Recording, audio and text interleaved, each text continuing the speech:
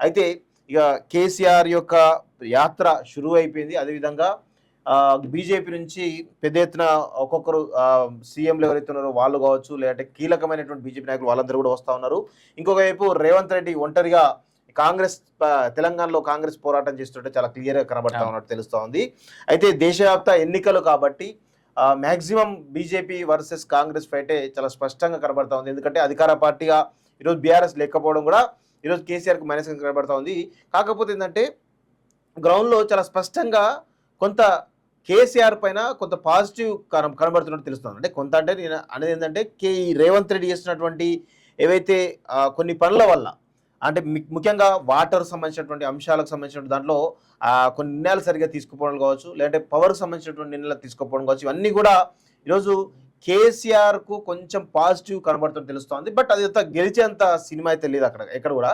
కానీ అది కేసీఆర్ పాజిటివ్ అవుతుందో అది బీజేపీకి అడ్వాంటేజ్ అవుతుంది. మేము చాలా స్పష్టంగా గ్రౌండ్లో తిరుగుతాం. నిన్న కూడా నేను నిజామాబాద్ పోయినా, నిజామాబాద్ జైరాబాద్ చూస్తున్నటువంటి గ్రౌండ్లో అక్కడ చాలా స్పష్టంగా తెలుస్తుంది ఏంటంటే కేసీఆర్ మంచోడే కానీ ఓటు మాత్రం ఈసారి బీజేపీకి ఇస్తామనేటువంటి దాంట్లో ఈరోజు బీఆర్ఎస్ సంబంధించినటువంటి ఓటు బ్యాంక్ అంతా కూడా బీజేపీకి షిఫ్ట్ అవుతున్నటువంటి దాంట్లో ఈరోజు చాలా క్లారిటీగా ఉన్నారు వాస్తవం. ఎందుకంటే ఒకవేళ కేసీఆర్ కోటేసినా కానీ ఏం చేయగలుగుతాడు, రాష్ట్రంలో అధికారం లేడు, దేశంలో కూడా అధికారం లేడు, ఏం చేస్తాడు అనేటువంటి ఒక దృక్పథం ప్రజలలో చాలా స్పష్టంగా కనబడతా ఉంది. అందుకే అంతో కొంత కాంగ్రెస్ కాదని బీజేపీ కోటేస్తానా కనీసం కేంద్రం నుంచి నిధులను తీసుకొచ్చే ఒక ప్రయత్నం చేస్తాడు. మరి అనవసరంగా ఓటు వృధా వేయొద్దు అనేటువంటి దాంట్లో ఈరోజు కాంగ్రెస్ కోటేసినా లేదా బీఆర్ఎస్ కోటేసినా ఓటు అనేది వృధా అవుతుంది అనే దాంట్లో చాలా స్పష్టంగా కనబడుతుంది.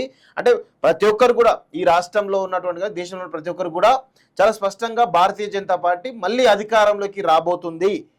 అంటే సీట్ల పైన అటు ఇటు ఉండొచ్చు, వాళ్ళు 400 చెప్తున్నారు, 400 కాకపోయినా ఎంతో కొంత వచ్చినా సరే భారతీయ జనతా పార్టీ మళ్ళీ అధికారంలోకి వస్తుంది అనేది, మళ్ళీ ప్రధానిగా మోడీ ఉంటారు అనేది చాలా స్పష్టంగా ప్రజల్లో కనబడుతున్నటువంటి విషయాన్ని మనం గుర్తుపెట్టుకోవాల్సిన అవసరం ఉంది. మేము తిరుగుతున్నప్పుడు కూడా అదే చాలా స్పష్టంగా కనబడ్డది. ఈరోజు అసలు కాంగ్రెస్ లాంటి కంచుకోటలు ఏవైతే ఉన్నాయో తెలంగాణలో అవి బద్దలు కాబోతున్నాయి వాస్తవంగా.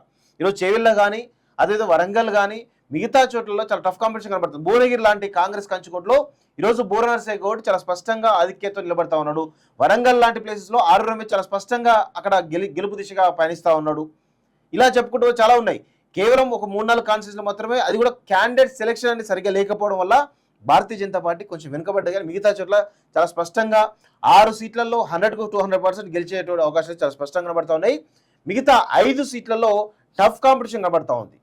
ఒక 4-5 సీట్లలో కొంచెం సెకండ్ ప్లేస్లో ఉన్నట్టు తెలుస్తూ ఉంది. సో ఎక్కడ చూసినా కానీ Bharatiya Janata party vote bank అయితే అసలు మామూలుగా ఒక రేంజ్లో పెరిగినట్టయితే చాలా స్పష్టంగా కనబడుతుంది. ఇది మరి నెక్స్ట్ ఏ విధంగా అడ్వాంటేజ్ అవుతుంది భారతీయ జనతా పార్టీకి అనేది తర్వాత చూడాల్సిన అవసరం ఉంది. కానీ జాతీయ స్థాయి ఎన్నికలు కాబట్టి ఖచ్చితంగా స్పష్టంగా ఒక మోడీ ప్రభావం అయితే చాలా స్పష్టంగా కనబడుతుందని తెలుస్తూ ఉంది. ఇంకొక విషయం మనం ఒకసారి మాన్యూస్కి వెళ్ళి చూసినట్లయితే ఇవి అన్ని యాడ్సే ఉన్నాయి. నిన్నటి నుంచి అంత పాపం వీటికి సంబంధించినటువంటి యాడ్సే కనబడతా ఉన్నాయి. ఇది ఆల్ ఇండియా ఓపెన్ కేటగిరీలో 1000 లోపు మా 222 ర్యాంకులతోటి ఒక నిజం ప్రతిధ్వనిస్తుంది. తమ పిల్లలు శ్రీ చైతన్యతోనే ఉత్తమ ర్యాంకులు సాధిస్తారని చెప్పేసి కూడా ఈరోజు చెప్తా ఉన్నారు కదా. సో నిజంగా కూడా ఈ దేశంలో ఇలాంటి నారాయణ కానీ చైతన్య లాంటి వాటి వల్ల ఎంతమంది జీవితాలు నాశనం అవుతున్నాయంటే నిజంగా కూడా ఇక అన్ని వీళ్ళ నాటకాలు ఏంటంటే వేరే ఎవరు ర్యాంకులు కొడితే కూడా వాళ్ళకి అడ్వాన్స్ ఇచ్చేసి మా ర్యాంకులు మా కాలేజ్ అని చెప్పరా బాబు అని చెప్పేటువంటి దుర్మార్గమైన పరిస్థితి ఇట్లా ఉంటుంది. ఇదంతా ఆల్ ఇండియా ఫస్ట్ ర్యాంక్ అని చెప్తా ఉంటారు కదా, ఇదంతా అదే పరిస్థితి వాస్తవం చెప్పాలంటే. అసలు ఇది ఏమి ఎగ్జామ్ ఇది? ఆల్ ఇండియా జేఈ నీట్ ఇదంతా ఏళ్ళు అంత ఉత్తదే కథ ఇవన్నీ. ఎందుకంటే వీటిలలో ఎంత దారుణం అంటే పిల్లల్ని అసలు వీళ్ళందరూ కూడా అసలు వాళ్ళకి ఎలాంటి స్వేచ్ఛ లేదు, ఏమీ లేదు వాస్తవం చెప్పాలంటే. అక్కడ ఒక బోన్లో బంధించినట్టు కనబడుతుంది. ఎంత అంటే నేను చూశాను ఇక్కడ శ్రీ చైతన్యనే ఇక్కడ ప్రగతినగర్ లోపల ఇక్కడ ఉంటుంది, చీకటి మయంలో బతుకుతూ ఉన్నారు. కోళ్ళ ఫామ్ ఎంత దారుణంగా అంటే కనీసం వాళ్ళకి పీల్చుకోవడానికి స్వేచ్ఛ గాలి కావచ్చు, లేకపోతే కనీసం మన బాడీ హెల్తీగా ఉన్నట్టు కనీసం కొంచెం డైరెక్ట్ ఎండబడడం కావచ్చు, ఇదేది లేదు వాస్తవం చెప్పండి. చీకట్లో మగ్గుతా ఉన్నటువంటి సందర్భాలు మేము అనేకం చూసినాం. అంటే ఈ పేరెంట్స్ అనాలన్నా ఇది ఇన్స్టిట్యూషన్ ఏముంది, వానికి పైసలు కావాలి, వాడు ఏదైనా వేసుకుని పైసలు. సరే పేరెంట్స్ ఏంటంటే ఆశతోటి చేస్తూ ఉంటారు. ప్రభుత్వం ఇలాంటి వాటిపైన ఒక కట్టడి చేయాల్సిన అవసరం ఉంది 100%. ఈరోజు కేసీఆర్ మనం గతంలో తెలంగాణ రాకముందు ఈ కార్పొరేట్ విద్య పైన శ్రీ చైతన్య నారాయణ పైన అనేకమైనటువంటి పోరాటాలు చేసింది ఎవరు? భారతీయ రాష్ట్రంది అప్పుడు ఆనాడున్నటువంటి TRS party. So once Telangana వచ్చిన తర్వాత అసలు ఇమీడియట్ వాళ్ళ షేర్లు తీసేసుకొని ఇక మొత్తం వాళ్ళదే రాజ్యం అన్నట్టు నడిపించుకున్నటువంటి సందర్భాలు మేము చూసినాం వాస్తవంగా. ఇది చాలా దుర్మార్గమైన విషయం. అసలు ఈ కార్పొరేట్ విద్యకు ఆనాడు వైఎస్ కానీ లేకపోతే చంద్రబాబు ఎవరైతే ఉన్నారో వాళ్ళు బాటలు వేస్తే కేసీఆర్ వచ్చి దానికి రెడ్ కార్పెట్ పరిచింది. వాస్తవం చెప్పాలంటే ఎంత దారుణం అంటే అసలు కేసీఆర్ ఇట్లా చేస్తారని మేము ఊహించలేదు. తెలంగాణ ఉద్యమం తర్వాత తెలంగాణ రాష్ట్రం వచ్చిన తర్వాత అనేకమైనటువంటి మార్పులు చేస్తారని మేము అనుకున్నాం.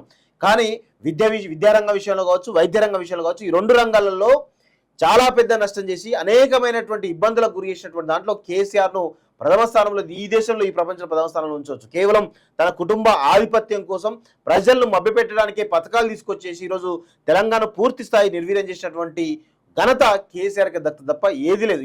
ఈరోజు రైతు బంధు ఇవ్వమని చెప్పేసి ఏదో మాట్లాడుతూ ఉన్నారు. దాని గురించి చాలా మాట్లాడే అవసరం ఉంది. రైతు బంధు అసలు ఎందుకు, రైతు బంధు వెనకాల మోసం గురించి మనం మాట్లాడాల్సిన అవసరం ఉంది. సరే రైతు బంధు ఇస్తారా ఇయ్యరా అనేది పార్టీ పరమైన నిర్ణయం. రైతు బంధు ఇవ్వాల్సిందే.